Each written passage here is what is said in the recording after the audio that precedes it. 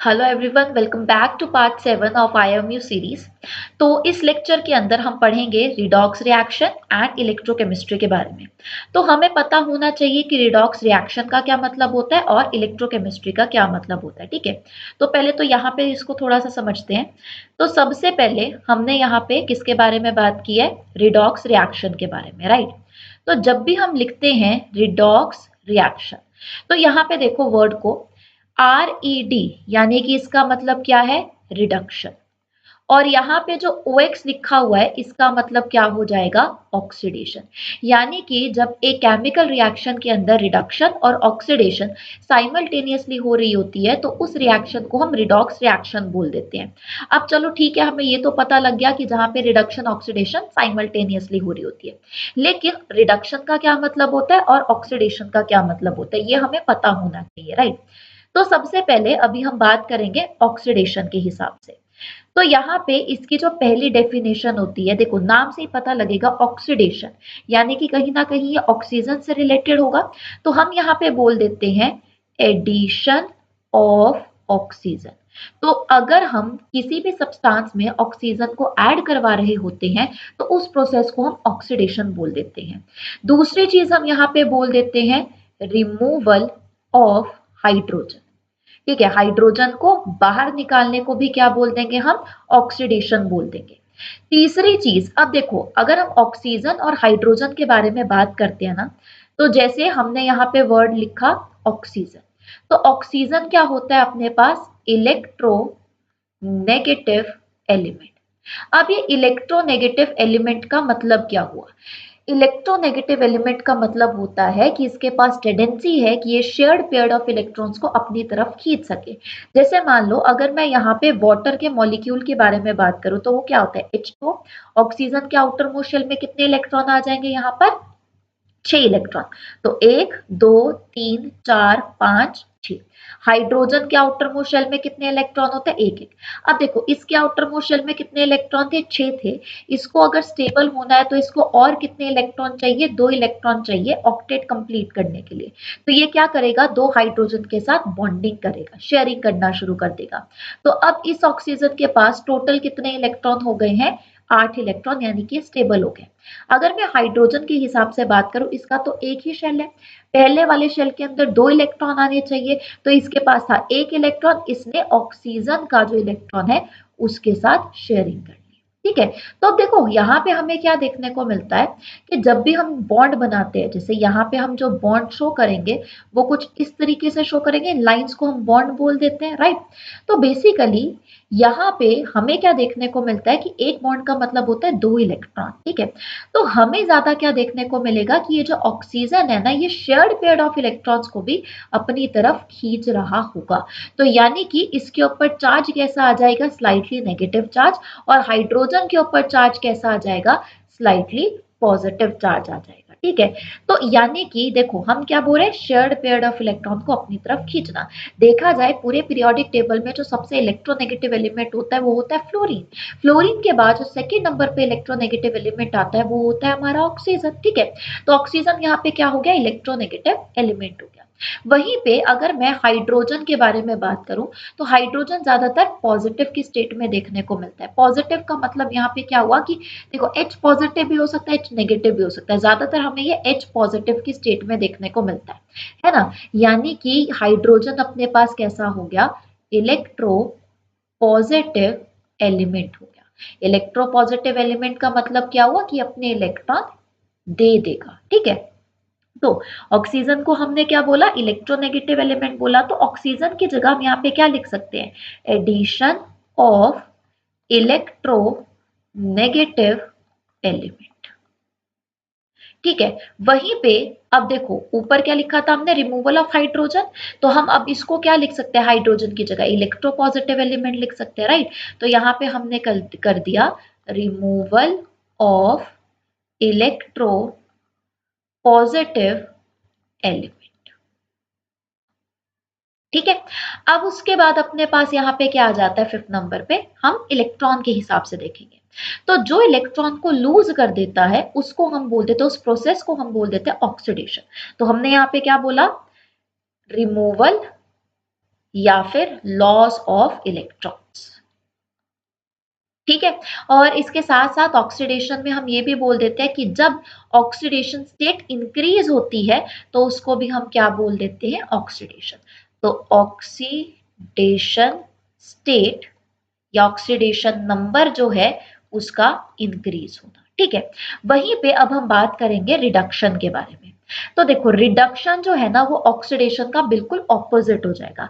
अगर हम यहाँ पे बोल रहे थे एडिशन ऑफ ऑक्सीजन, तो यहाँ पे क्या बोलेंगे, रिमूवल ऑफ ऑक्सीजन। ठीक है। अब देखो यहाँ पे हम क्या बोल रहे थे सेकेंड पॉइंट पे, रिमूवल ऑफ हाइड्रोजन, तो यहाँ पे क्या बोल देंगे, एडिशन ऑफ हाइड्रोजन। फिर उसके बाद थर्ड पॉइंट में हमने उधर क्या बोला, एडिशन ऑफ इलेक्ट्रोनेगेटिव एलिमेंट, तो यहाँ पे क्या बोल देंगे, रिमूवल ऑफ इलेक्ट्रोनेगेटिव एलिमेंट। ठीक है। फिर उसके बाद अपने पास क्या आता है, रिमूवल ऑफ इलेक्ट्रोपॉजिटिव एलिमेंट, तो हम यहाँ पे क्या बोल देंगे, addition of electropositive element. ठीक। फिर उसके बाद यहाँ पे फिफ्थ पे क्या लिखा था, रिमूवल या लॉस ऑफ इलेक्ट्रॉन, तो यहाँ पे हम बोल देंगे गेन ऑफ इलेक्ट्रॉन। यहाँ पे था ऑक्सीडेशन नंबर का इंक्रीज होना, तो रिडक्शन का मतलब क्या हो जाएगा, ऑक्सीडेशन नंबर का डिक्रीज होना। ठीक है। तो ये तो हो गया हमारे पास ऑक्सीडेशन एंड रिडक्शन। यहाँ पे ना हमें दो टर्म्स और देखने को मिलती है, उसको हम क्या क्या बोल देते हैं, oxidizing agent and reducing agent. ठीक है। क्या क्या बोला हमने, oxidizing agent and reducing agent. तो जब भी हम ऑक्सीडाइजिंग एजेंट का नाम बोल रहे हैं, तो बेसिकली एजेंट क्या होता है, जो दूसरों के लिए काम करता है, राइट। तो ऑक्सीडाइजिंग एजेंट यानी कि दूसरों को ऑक्सीडाइज करेगा, खुद क्या हो जाएगा, रिड्यूस हो जाएगा, है ना। तो यानी कि ऑक्सीडाइजिंग एजेंट अगर दूसरों को ऑक्सीडाइज कर रहा है, खुद को रिड्यूस कर रहा है, यानी कि इसकी सारी की सारी डेफिनेशन किसके हिसाब से आएगी, रिडक्शन के हिसाब से आएगी। वहीं पे अगर मैं बोल रही रिड्यूसिंग एजेंट, यानी कि दूसरों को रिड्यूस करेगा लेकिन खुद क्या हो जाएगा, ऑक्सीडाइज हो जाएगा, यानी कि इसकी सारी की सारी डेफिनेशन किसके हिसाब से आएगी, ऑक्सीडेशन के हिसाब से आएगी। तो ये था हमारा oxidation, reduction, oxidizing agent and reducing agent. अब आते हैं अपने पीडीएफ में, तो यहाँ पे देखो क्या है, ऑक्सीडेशन एंड रिडक्शन रिएक्शन। तो हमारे पास यहाँ पे एक केमिकल रिएक्शन दे रखी है जहां पे है 2Mg plus O2 gives 2MgO। अब यहाँ पे ध्यान से देखना, अगर हमारे पास कोई भी एलिमेंट या मॉलिक्यूलर फॉर्म होता है जिसके ऊपर कोई भी चार्ज देखने को नहीं मिल रहा है, तो बाय डिफॉल्ट मान के चलते हैं कि इसकी जो ऑक्सीडेशन स्टेट होती है वो जीरो होती है। ठीक है। तो यहाँ पे भी जीरो है, यहाँ पे भी जीरो है। अब जब हम MgO के बारे में बात कर रहे हैं, अब ये कंपाउंड कैसे बना, Mg के ऊपर चार्ज क्या था, 2 पॉजिटिव, ऑक्सीजन के ऊपर चार्ज क्या था, 2 नेगेटिव, यहां से 2 से 2 कट गया, 1 आ गया, और ये इसके पास चला गया 1, और ये इसके पास चला गया 1। ठीक है। तो अल्टीमेटली मेरे पास क्या बना, MgO बन गया, और यहाँ पे कितने बने हैं, 2 बने हैं। तो अब यहाँ पे ध्यान से देखो, जीरो से ये किस पे गया है, +2। जब भी हम, हमेशा तुमने देखा होगा, जब भी हम अनायंस के बारे में बात करते हैं, तो अनायंस क्या होते हैं, जो कि गेन करते हैं इलेक्ट्रॉन, और जब भी वो गेन करते हैं इलेक्ट्रॉन को, तो उसके ऊपर चार्ज हमें क्या देखने को मिलता है, नेगेटिव चार्ज। और अगर हम केटायंस के बारे में बात करते हैं, तो केटायंस कौन से होते हैं, जो इलेक्ट्रॉन को लूज कर देते हैं, तो उनके ऊपर कैसा चार्ज देखने को मिल जाता है, पॉजिटिव चार्ज देखने को मिल जाता है, राइट। तो यहाँ पे देखो ये जीरो से कहाँ पे गया है, +2 में गया, Mg से Mg अगर देखोगे तो +2 यानी कि इसने 2 इलेक्ट्रॉन लूज कर दिए। पहले कोई भी इलेक्ट्रॉन लूज या गेन नहीं था, लेकिन यहाँ पे 2 इलेक्ट्रॉन लूज कर दिए, और लूज ऑफ इलेक्ट्रॉन को हम क्या बोल देते हैं, ऑक्सीडेशन बोल देते हैं। तो ऑक्सीडेशन में हमें ऑक्सीडेशन क्या देखने को मिल रहा है, Mg से जब ये किस में चेंज हो रहा है, Mg2 पॉजिटिव में चेंज हो रहा है। फिर उसके बाद देखो ऑक्सीजन जो है वो जीरो से कहाँ पे जा रहा है, -2 में जा रहा है। माइनस का मतलब क्या हुआ, 2 इलेक्ट्रॉन उसने गेन कर लिए, यानी कि उसको क्या बोल देंगे, गेन ऑफ इलेक्ट्रॉन को रिडक्शन बोल देंगे। ठीक है। तो ये हमें यहाँ पे केमिकल रिएक्शन देखने को मिलेगी। अब उल्टा हो जाएगा, देखो यहाँ पे हमें क्या देखने को मिल रही थी, ऑक्सीडेशन, तो ये किसकी तरह काम करेगा, रिड्यूसिंग एजेंट की तरह। ठीक है। और यहाँ पे जो ऑक्सीजन है, यहाँ पे रिडक्शन हो रही है, तो ये किसकी तरह काम कर रहा होगा, ऑक्सीडाइजिंग एजेंट की तरह काम कर रहा होगा। अब यहाँ पे नीचे देखो, जब हम ऑक्सीडेशन बोल रहे हैं तो हम क्या बोल रहे हैं कि ऑक्सीजन के साथ उसकी कॉम्बिनेशन हो जा रही है, या फिर हम यहाँ पे इसके हिसाब से केमिकल रिएक्शन के हिसाब से देखें तो हम यहाँ पे क्या देख रहे थे, मैग्नीशियम में 2 इलेक्ट्रॉन का लॉस हो रहा था और ऑक्सीडेशन नंबर यहाँ पे बढ़ रहा था। बढ़ने का क्या मतलब हुआ, जैसे 0 से +2। नॉर्मल जब हम नंबर्स लिख रहे होते हैं तो हम कैसे लिख रहे होते हैं, -3, -2, -1, 0, +1, +2, +3, इसी तरीके से होता है ना। तो ये 0 से किस में गया है, +2 में गया, यानी कि ऑक्सीडेशन नंबर इंक्रीज कर रहा है। और जब ये 0 से -2 पे गया तो ऑक्सीडेशन नंबर क्या हो रहा है, कम हो रहा है। तो इसको हम बोल देते हैं रिडक्शन और इसको हम बोल देते हैं ऑक्सीडेशन। ठीक है, तो यहाँ पे वही चीज लिखे, रिडक्शन क्या हो गया, जब मैग्नीशियम की कॉम्बिनेशन। अब देखो याद करो, जब हमने रिडक्शन के बारे में बात की थी तो हमने यहाँ पे क्या बोला था कि जब कोई भी इलेक्ट्रो पॉजिटिव एलिमेंट ऐड होता है, यानी कि जो अपने आप को लूज करे, है ना, इलेक्ट्रॉन लूज करे। मैग्नीशियम क्या मेटल है, मेटल की प्रॉपर्टी होती है इलेक्ट्रॉन को लूज करना। तो यहाँ पे रिडक्शन क्या हो गया, कॉम्बिनेशन ऑफ मैग्नीशियम। यहाँ पे ये और क्या कर रहा है, 2 इलेक्ट्रॉन को गेन कर रहा है और ऑक्सीडेशन नंबर डिक्रीज हो जा रहा है। एक और यहाँ पे एग्जांपल देखो कि अपने पास था जिंक प्लस कॉपर 2 पॉजिटिव, वो चेंज हो रहा है जिंक 2 पॉजिटिव प्लस कॉपर के अंदर, राइट। तो यहाँ पे जो जिंक है वो 2 पॉजिटिव में जा रहा है तो ऑक्सीडेशन, चाहे तुम नंबर के हिसाब से देख लो, चाहे तुम गेन ऑफ इलेक्ट्रॉन या लूज ऑफ इलेक्ट्रॉन के हिसाब से देख लो। कॉपर 2 पॉजिटिव से किस में जा रहा है, 0 पे जा रहा है। ठीक है, तो इसको हम क्या बोल देंगे, रिडक्शन बोल देंगे। ठीक है, अब जो नेक्स्ट टॉपिक अपने पास है ना उसको हम क्या बोल रहे हैं, इलेक्ट्रोकेमिस्ट्री। अब थोड़ा सा ना इलेक्ट्रोकेमिस्ट्री को भी समझते हैं कि यहाँ पे हम किसके बारे में बात कर रहे हैं। तो यहाँ पे अपना जो टॉपिक है वो क्या है, इलेक्ट्रोकेमिस्ट्री। तो इलेक्ट्रोकेमिस्ट्री के अंदर हम क्या बोल रहे होते हैं, इलेक्ट्रो, इलेक्ट्रो का यहाँ पे मतलब होता है इलेक्ट्रिसिटी। और जब हम यहाँ पे केमिस्ट्री बोलते हैं तो केमिस्ट्री के अंदर हम पढ़ रहे होते हैं केमिकल रिएक्शंस, यानी कि इलेक्ट्रोकेमिस्ट्री डील करती है इलेक्ट्रिसिटी और केमिकल रिएक्शंस को। ठीक है, तो यहाँ पे ना हम पता है क्या बात कर रहे होंगे कि हम इलेक्ट्रिसिटी से केमिकल रिएक्शंस करवा रहे होंगे और केमिकल रिएक्शन से इलेक्ट्रिसिटी प्रोड्यूस करवा रहे होंगे। तो जहां पे ये 2 रिएक्शन हमें देखने को मिलती है, यानी कि इलेक्ट्रिसिटी से केमिकल रिएक्शन बनना, केमिकल रिएक्शन से इलेक्ट्रिसिटी प्रोड्यूस होना, वो उस डिवाइस को हम बोल देते हैं इलेक्ट्रोकेमिकल सेल। ठीक है, क्या बोल देते हैं, इलेक्ट्रोकेमिकल सेल बोल देते हैं। अब ये जो इलेक्ट्रोकेमिकल सेल होता है ना, ये 2 तरीके का होता है। एक तो हम यहाँ पे बोल देते हैं गैल्वेनिक सेल और एक हम यहाँ पे बोल देते हैं इलेक्ट्रोलिटिक सेल। तो इसको समझते हैं। जब हम गैल्वेनिक सेल के बारे में बात करते हैं ना तो यहाँ पे हमें स्पॉन्टेनियस केमिकल रिएक्शंस देखने को मिलती है। अब स्पॉन्टेनियस केमिकल रिएक्शन का क्या मतलब होता है, नेचर में जो रिएक्शन अपने आप हो रही होती है उसको हम स्पॉन्टेनियस केमिकल रिएक्शन बोलते हैं। जैसे मान लो नेचर में अगर कार्बन है, ऑक्सीजन है, वो दोनों कंबाइन होकर बना लेंगे कार्बन डाइऑक्साइड। तो ये रिएक्शन जो है वो नेचर में अपने आप हो रही है, ठीक है, तो उसको हम क्या बोल देंगे, स्पॉन्टेनियस केमिकल रिएक्शन। तो जब भी कोई भी स्पॉन्टेनियस केमिकल रिएक्शन होती है तो बहुत ज्यादा एनर्जी रिलीज होती है और उसी एनर्जी के रिलीज से हम यहाँ पर इलेक्ट्रिसिटी को प्रोड्यूस करवा रहे होंगे। तो गैल्वेनिक सेल में हम केमिकल रिएक्शन से इलेक्ट्रिसिटी प्रोड्यूस करवाते हैं। अब दूसरा देखो यहाँ पे क्या लिखा है, इलेक्ट्रोलिटिक सेल। तो इलेक्ट्रो का मतलब क्या हुआ यहाँ पे, इलेक्ट्रिसिटी। लिटिक का मतलब यहाँ पे क्या होता है, ब्रेक डाउन। यानी कि हम यहाँ पे क्या पढ़ रहे होंगे कि इलेक्ट्रिसिटी की ब्रेक, मतलब इलेक्ट्रिसिटी का यूज करके हम केमिकल रिएक्शंस को तोड़ रहे हैं। मान लो जैसे ये है मेरा फोन, अब ये स्टेबल है अभी, अगर मुझे इसको तोड़ना है तो मुझे क्या करना पड़ेगा, इसके ऊपर एनर्जी लगानी पड़ेगी, इलेक्ट्रिसिटी लगानी पड़ेगी, तभी जाके टूटेगा ना, ऐसे तो नहीं टूटेगा। ठीक है, तो यहाँ पे भी वही सेम चीज है कि हम यहाँ पे क्या बोल रहे हैं कि हम यहाँ पे इलेक्ट्रिसिटी का इस्तेमाल करेंगे और उससे हम क्या करवा रहे होंगे, नॉन स्पॉन्टेनियस केमिकल रिएक्शन करवा रहे होंगे। नॉन स्पॉन्टेनियस केमिकल रिएक्शंस का मतलब क्या होता है, वो रिएक्शन जो कि नेचर में अपने आप नहीं होती है, जैसे कार्बन डाइऑक्साइड का टूटना। ठीक है, वो अपने आप नहीं होगी, उसमें एक्सटर्नल फोर्स लगाना पड़ेगा तभी जाके वो टूटेगी। तो यहाँ पे ना सबसे पहले अब अभी हम जो बात करेंगे वो करेंगे गैल्वेनिक सेल की कंस्ट्रक्शन के बारे में। ठीक है, तो अभी टॉपिक क्या कर रहे हैं, कंस्ट्रक्शन ऑफ गैल्वेनिक सेल।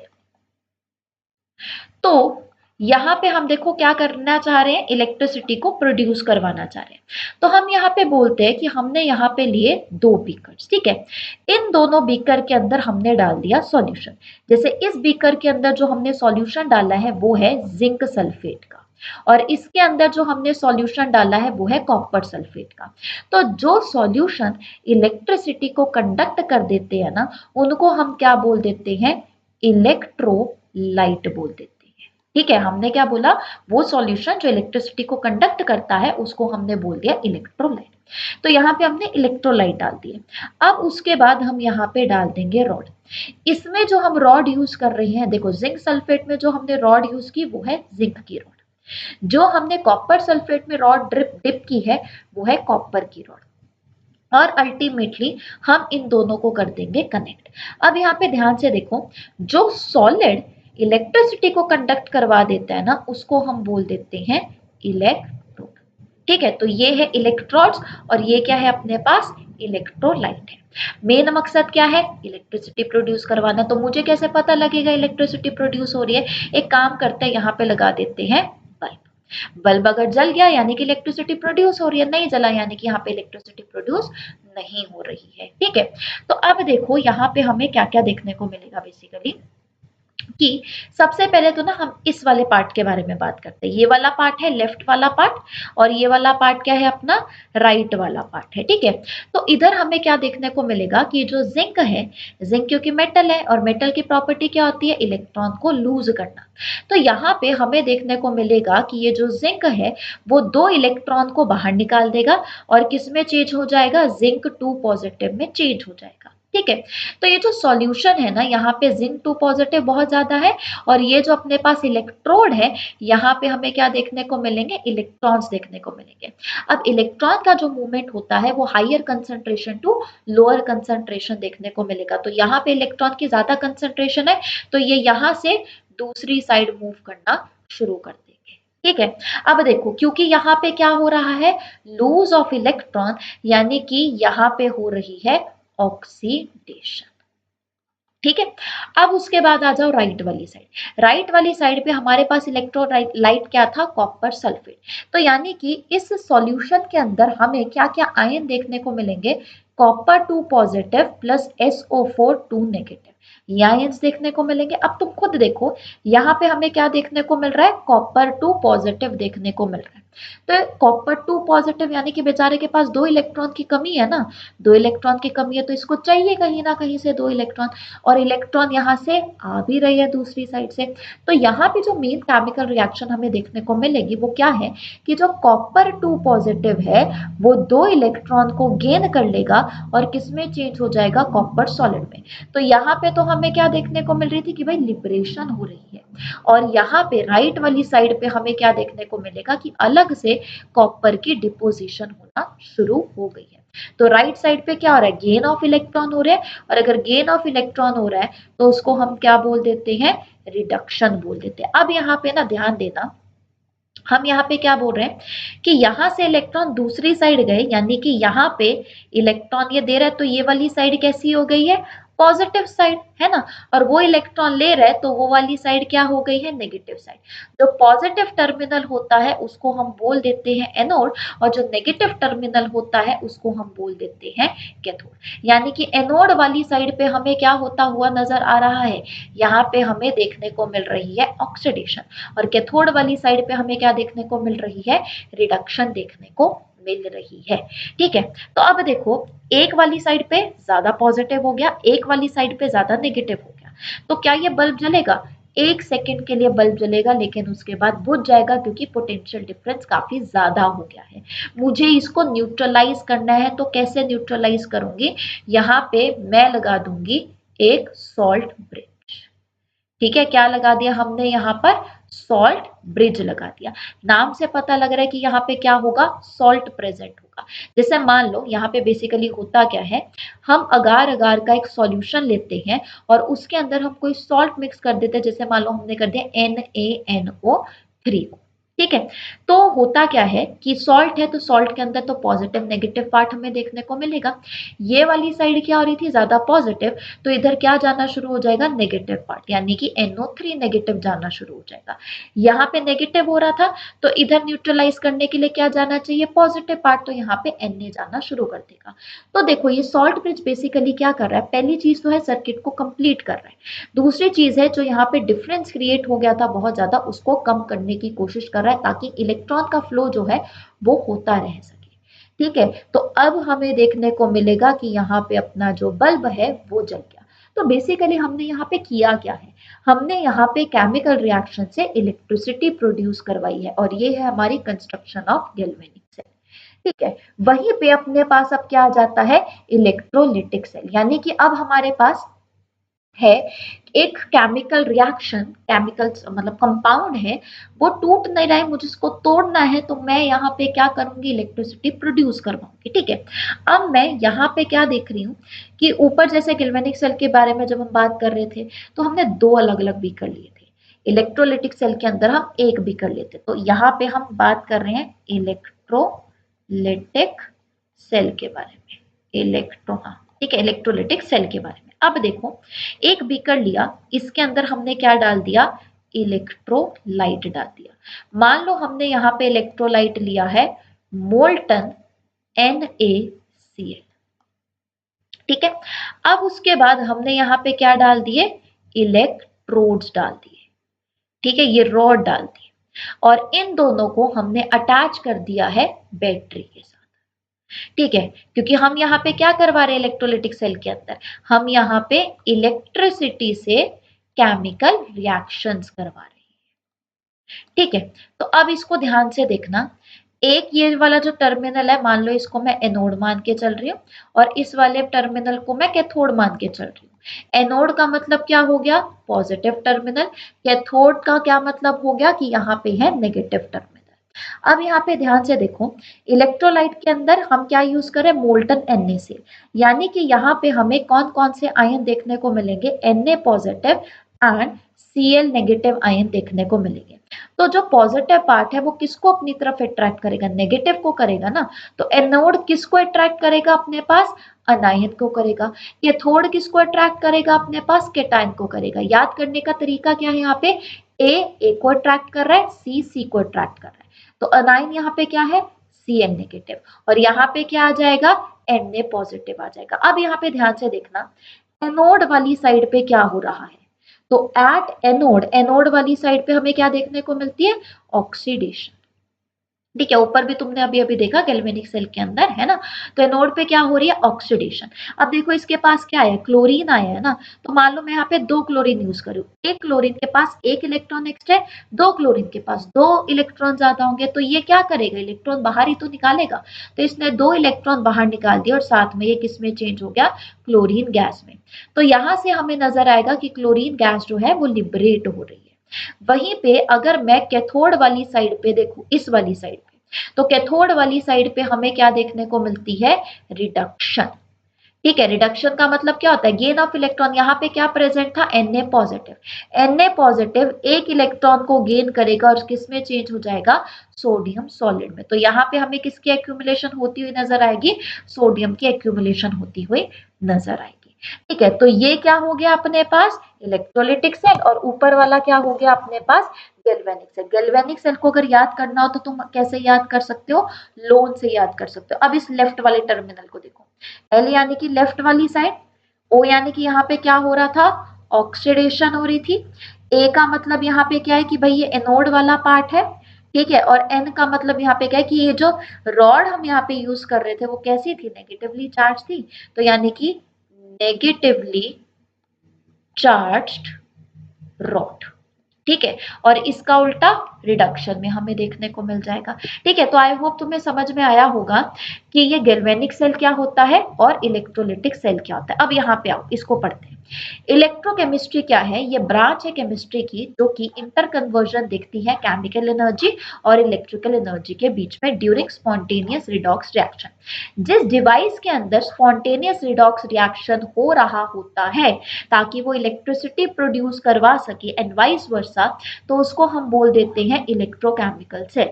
ये जो इलेक्ट्रोकेमिकल सेल होता है इसके अंदर हमें दो मेटालिक इलेक्ट्रोड देखने को मिलते हैं, यानी कि दो रॉड देखने को मिलती है। एक पॉजिटिव टर्मिनल होता है, एक नेगेटिव टर्मिनल होता है। पॉजिटिव टर्मिनल तुम्हारा कैथोड वाला होगा और नेगेटिव टर्मिनल जो होगा वो तुम्हारा एनोड वाला होगा, ठीक है। And they are dipped in the electrolytic solution. फिर दो टाइप के इलेक्ट्रोलिटिक सेल हमें यहाँ पे देखने को मिल जाते हैं। एक तो है तुम्हारा गैल्वेनिक सेल, एक है तुम्हारा इलेक्ट्रोलिटिक सेल। तो जब हम गैल्वेनिक सेल के बारे में बात करते हैं तो यहाँ पे स्पॉन्टेनियस रिडॉक्स रिएक्शन जो है वो हो रही होती है, ठीक है, और वो किस में कन्वर्ट हो रही होगी, इलेक्ट्रिकल एनर्जी में। और इलेक्ट्रोलिटिक सेल जहां पे इलेक्ट्रिकल एनर्जी यूज हो रही होगी ताकि नॉन स्पॉन्टेनियस रिएक्शन करवाई जा सके, उसको हम इलेक्ट्रोलिटिक सेल बोल देते हैं। इलेक्ट्रोड क्या है, वो मेटल कंडक्टिंग प्लेट, एनोड वाला साइड भी हो सकती है, कैथोड वाली साइड भी हो सकती है, जो कि एमिट करते हैं या कलेक्ट करते हैं इलेक्ट्रॉन को सेल के अंदर। इलेक्ट्रोड जो है वो एक ऐसे एलिमेंट से बना हुआ होता है जिसका रिडक्शन पोटेंशियल जो है वो काफी कम होता है, ठीक है। ऑक्सीडेशन जो है वो एनोड वाले पार्ट पे हो रही होगी, रिडक्शन जो है वो कैथोड वाले पार्ट पे हो रही होगी। अब नेक्स्ट हमारे पास क्या आ रहा है, स्टैंडर्ड इलेक्ट्रोड पोटेंशियल। तो स्टैंडर्ड इलेक्ट्रोड पोटेंशियल जो है, या इसको हम नॉर्मली ई ऑक्सीडेशन पोटेंशियल, ई रिडक्शन पोटेंशियल, स्टैंडर्ड की बात करते हैं तो यहाँ पे ना हम नॉट लगा देते हैं, ठीक है। तो हम यहाँ पे स्टैंडर्ड इलेक्ट्रोड पोटेंशियल देख रहे हैं 298 केल्विन पे। तो आयंस जो है ना वो एक्वस स्पीशीज की तरह प्रेजेंट होते हैं। पानी जो है वो लिक्विड की फॉर्म में प्रेजेंट होगा और गैसेस और सॉलिड को जी और एस के फॉर्म में यहाँ पे दिखाया हुआ है। तो बेसिकली ये जो अपने पास ये तुम्हें देखने को मिल रही है पूरी की पूरी एक टेबल सा, तो हमें क्या नजर आ रहा है कि जैसे जैसे हम ऊपर की साइड जा रहे हैं, ये वाला जो पार्ट है, तो यहाँ पे जो ऑक्सीडाइजिंग एजेंट है वो बढ़ते जा रहे हैं। ऑक्सीडाइजिंग एजेंट का मतलब क्या हुआ, जो दूसरों को ऑक्सीडाइज कर रहे हैं लेकिन खुद क्या हो रहे हैं, रिड्यूस हो रहे हैं। रिड्यूस का मतलब क्या हुआ, जो कि इलेक्ट्रॉन को गेन कर रहे हैं। तो जहां पे भी तुम्हें पॉजिटिव पार्ट देखने को मिल रहा है वो ऑक्सीडाइजिंग एजेंट की तरह काम कर रहे होंगे। फिर स्टैंडर्ड हम यहाँ पे मानते हैं हाइड्रोजन को, और इसका जो पोटेंशियल होता है उसको हम मान के चलते हैं कि 0 होता है, ठीक है। और ये जो नीचे वाले हमें यहाँ पे देखने को मिल रहे हैं वो बेसिकली किसकी तरह काम कर रहे होंगे, रिड्यूसिंग एजेंट की तरह काम कर रहे होंगे। तो नेगेटिव वैल्यू वाले रिड्यूसिंग एजेंट, पॉजिटिव वैल्यू वाले ऑक्सीडाइजिंग एजेंट की तरह काम कर रहे हैं। रिड्यूसिंग एजेंट का मतलब क्या हुआ, दूसरों को रिड्यूस करे लेकिन खुद क्या हो रहे हैं, ऑक्सीडाइज हो रहे हैं, ठीक है। अब देखो नेगेटिव ई नॉट का मतलब यहाँ पे क्या हुआ, नेगेटिव वैल्यू का मतलब यहाँ पे क्या हो गया कि वो स्ट्रॉन्गर रिड्यूसिंग एजेंट की तरह काम कर रहे हैं एज कंपेयर टू हाइड्रोजन, क्योंकि हाइड्रोजन को हम स्टैंडर्ड मान के चलते हैं। पॉजिटिव अगर आ रहा है तो यानी कि हमें क्या देखने को मिलेगा कि वीकर रिड्यूसिंग एजेंट है या फिर स्ट्रॉन्गर ऑक्सीडाइजिंग एजेंट है, ठीक है। अब उसके बाद देखो यहाँ पे ना हम बैटरी के हिसाब से बात कर रहे हैं, इधर देखते हैं। तो देखो जब भी हम यहाँ पे बैटरी के बारे में बात करते हैं तो बैटरी क्या होता है, ग्रुप ऑफ सेल्स। तो ग्रुप ऑफ सेल्स को हमने बोल दिया बैटरी। ये जो बैटरी है हमें यहाँ पे दो तरीके की देखने को मिलेगी। एक तो होती है प्राइमरी बैटरी और एक होती है अपने पास सेकेंडरी बैटरी। तो जब भी हम यहाँ पे प्राइमरी बैटरी के बारे में बात करते हैं तो ये होती है रिचार्जेबल बैटरी। रिचार्जेबल बैटरी का, सॉरी, नॉन रिचार्जेबल बैटरी, यानी कि इसको तुम बार बार रिचार्ज नहीं कर सकते। जब हम सेकेंडरी बैटरी के बारे में बात करते हैं ना तो ये क्या होती है, रिचार्जेबल बैटरी होती है जिसको तुम रिचार्ज कर सकते हो। तो प्राइमरी बैटरी के अंदर ना हम यहाँ पे किसके बारे में बात करते हैं, एक तो ड्राई सेल के बारे में बात करते हैं। ड्राई सेल यानी कि तुम्हारा रिमोट सेल, ठीक है, या फिर इसका एक और नाम होता है, इसको हम लेचलांचे सेल भी बोल देते हैं। तो बेसिकली ये जो ड्राई सेल है, रिमोट का जो तुमने सेल देखा ही होगा, है ना, तो बेसिकली क्या होता है, बीच में एक रॉड सी होती है और फिर ऐसे गोल सा होता है ये।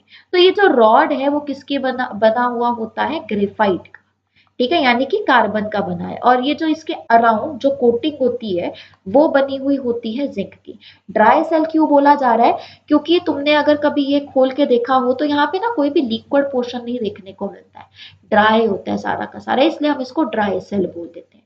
और एक जो दूसरा तुमने प्राइमरी बैटरी के अंदर याद रखना है वो है मरकरी सेल। मरकरी सेल जो होता है वो लो वोल्टेज डिवाइसेस में देखने को मिलता है।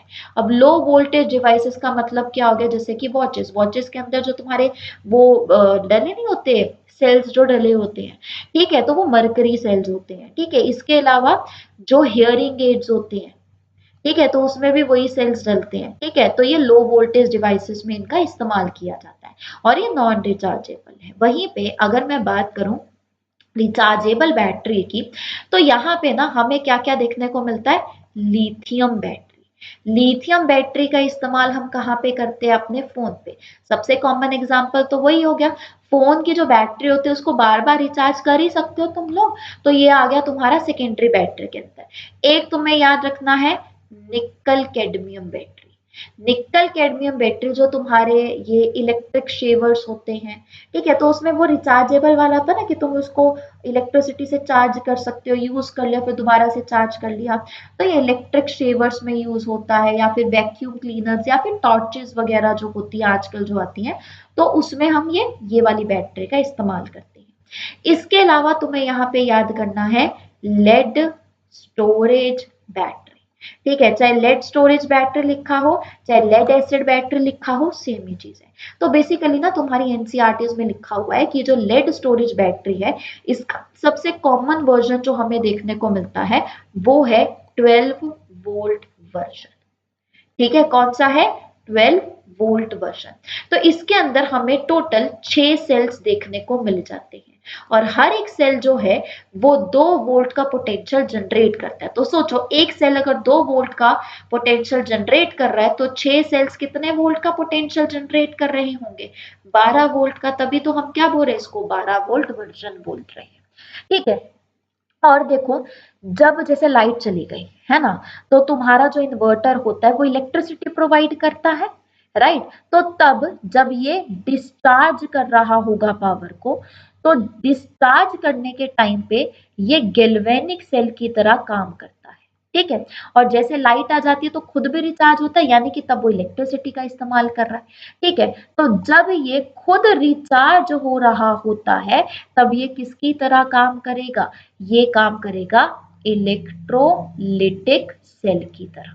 ये जो हमारे यहाँ पे प्राइमरी बैटरी वो तो गैल्वेनिक सेल की तरह ही काम कर रही है, लेकिन जो सेकेंडरी बैटरी है वो galvanic cell and electrolytic cell दोनों की तरह काम करती है, ठीक है। अब इसको यहाँ पे पढ़ो, अरेंजमेंट ऑफ वन और more cells in a series connection is known as battery. और ये बेसिकली क्या है, गैल्वेनिक सेल है, क्योंकि दोनों के अंदर ही हम गैल्वेनिक सेल पढ़ रहे हैं, ठीक है। दो टाइप की बैटरी हमें देखने को मिलती है, primary battery and secondary battery. Primary battery जो है वो नॉन रिचार्जेबल है, उसको एक बार यूज कर सकते हैं, जैसे कि ड्राई सेल जिसको लिथलांची सेल भी बोल देते हैं, और ये क्या है अपना रिमोट सेल। और एक है अपने पास मरकरी सेल जो लो वोल्टेज डिवाइसेस में यूज करते हैं। फिर उसके बाद क्या जाता है अपने पास सेकेंडरी बैटरी। सेकेंडरी बैटरी क्या है, रिचार्जेबल, इसको हम बार बार यूज कर सकते हैं और ये गैल्वेनिक सेल की तरह भी काम करती है, इलेक्ट्रोलिटिक सेल की तरह भी काम करती है। जैसे यहाँ पे एग्जाम्पल क्या आ गया, लेड स्टोरेज बैटरी जो तुम्हारे इन्वर्टर्स में यूज होती है, या फिर ऑटोमोबाइल्स में भी यही बैटरी जो है इसका इस्तेमाल किया जाता है। और एक क्या है तुम्हारे पास निकल कैडमियम बैटरी जो electric shaver, torches, vacuum cleaner में यूज किया जाता है, ठीक है। अब उसके बाद जो नेक्स्ट पार्ट हमें यहाँ पे देखने को मिल रहा है वो क्या है, फेराडेज लॉ। तो फेराडे के ना 2 लॉ थे, तो इसने क्या बोला फर्स्ट लॉ के अंदर कि देखो हम यहाँ पे अभी तक क्या बात कर रहे थे कि जैसे मान लो अगर ये अपने पास 2 ये बीकर लगे हुए हैं, यहाँ पे हमने इलेक्ट्रोड डाल दिए, इसको हमने किया हुआ है कनेक्ट, यहाँ पे इलेक्ट्रोलाइट है, तो बेसिकली कितना मास लिबरेट हो रहा है या कितना मास एक्यूमुलेट हो रहा है, वो किसके ऊपर डिपेंड करेगा कि कितना चार्ज यहाँ पे है कि नहीं। इलेक्ट्रोलिटिक सेल के हिसाब से भी बात करें तो वही सेम चीज आएगी ना कि कितना मास लिबरेट हो रहा है, कितना मास यहाँ पे एक्यूमुलेट हो रहा है, वो किसके ऊपर डिपेंड करेगा, करंट के ऊपर डिपेंड करेगा। तो वही है Faraday's first law of electrolysis कि जो मास है सब्सटेंस का जो कि लिबरेट हो रहा है या डिपॉजिट हो रहा है किसी इलेक्ट्रोड के ऊपर ड्यूरिंग इलेक्ट्रोलिसिस, वो किसके डायरेक्टली प्रोपोर्शनल होगा, quantity of electric charge pass through the electrolyte. तो यहाँ पे देखो ये है फॉर्मूला अपना, m is equal to Z Q. m का मतलब यहाँ पे क्या हुआ, मास ऑफ द सब्सटेंस जो डिपॉजिट हो रहा है या लिबरेटेड हो रहा है, और इसको हम किस में कैलकुलेट कर रहे होंगे, ग्राम्स में। वो किसके बराबर है, वो एक बराबर है टोटल इलेक्ट्रिक चार्ज के। ठीक है, तो बेसिकली हम इसको Q करके लिख देते हैं यहाँ पर। ठीक है, और यहाँ पे ये जो Q होता है वो किसके बराबर होता है, I के बराबर होता है, IT के बराबर होता है सच। ठीक है, तो यहाँ पे हम उस हिसाब से इसको कर रहे हैं कि अगर मान लो ये इस तरीके से था, M is directly proportional to Q, ठीक है, तो हम और क्या लिख सकते हैं, M is directly proportional to IT, right. और अगर मुझे प्रोपोर्शन हटाना है, मुझे इक्वल टू लेके आना है, तो हम यहाँ पे कोई क्या यूज करेंगे, कांस्टेंट यूज कर सकते हैं, तो हम यहाँ पे Z यूज करते हैं, तो ZQ भी लिख सकते हो, या फिर यहाँ पे सीधा सीधा ZIT करके भी इसका इस्तेमाल कर सकते हो। तो Z यहाँ पे क्या है, electrochemical equivalent of the substance, जो कि ग्राम पर कूलम में हम कैलकुलेट कर रहे होते हैं। तो वही आ गया अपने पास एंड फॉर्मूला कि M is equal to ZIT। ठीक है, और I का मतलब यहाँ पे क्या है, current in ampere, and T क्या है यहाँ पे, टाइम इन सेकेंड। अब है अपने पास फेराडे सेकेंड लॉ। तो फेराडे सेकेंड लॉ के अंदर हम क्या बोल रहे हैं कि मान लो हमने यहाँ पे अलग अलग सेल्स लिए, ठीक है, उसको हमने सीरीज में कनेक्ट कर दिया है, और उसको हमने किससे अटैच कर दिया, यहाँ पे बैटरी से अटैच कर दिया। तो यहाँ पे जो मास लिबरेट हो रहा होगा, या फिर यहाँ पे जो मास एक्यूमुलेट हो रहा होगा, वो किसके बराबर होगा, उसके इक्विवेलेंट मास के बराबर होगा। और यहाँ पे हम ये भी नहीं बोल रहे कि हमने हर जगह जो इलेक्ट्रोलाइट लिया वो सेम लिया है।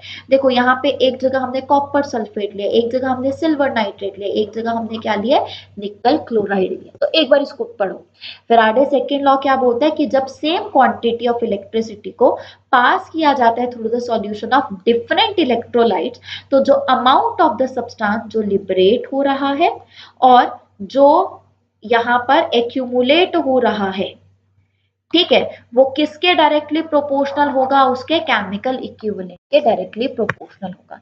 तो यानी कि M1 बाय M2 किसके बराबर होगा, I1 I2 के बराबर होगा। यानी कि जो मास है ऑफ सब्सटेंस डिपॉजिटेड और लिबरेटेड, वो किसके बराबर होगा, equivalent weight of the substance के बराबर। ठीक है, Z हमने अभी अभी देख लिया, Z क्या इलेक्ट्रोकेमिकल इक्विवेलेंस है, और इसको हम कैसे एक्सप्रेस कर सकते हैं, M बाय NF।